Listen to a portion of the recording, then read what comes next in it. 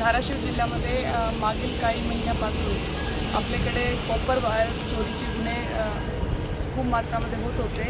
त्यामध्ये जे पवनचक्कीमध्ये वापरला जाणारा कॉपर किंवा जे आपले शेतीतील मोटर आहे त्याच्यामध्ये आणि ट्रान्सफॉर्मरमध्ये वापरला जाणारा कॉपर याचे गुन्हे आमच्याकडे दाखल होते।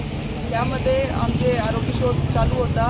त्यामध्ये आज आपण इथे आमची LCBची टीमने 5 आरोपी त्यासोबत 3 वाहन 3 चारचाकी आणि 500 किलो कॉपर असा जप्त केलेला आहे। या आरोपीकडून आपल्याकडे 8 गुन्हे ज्यामध्ये भूम, आपले वाशी, कळंब, नळदुर्ग आणि देवळी इथले 8 गुन्हे आम्ही निष्पन्न केलेले आहे आणि बाकी आरोपी सध्या अटक करणे बाकी आहे। या आरोपीवरती आम्ही जास्तीत जास्त स्ट्रिक्ट आपली पुढील कारवाई करणार आहात।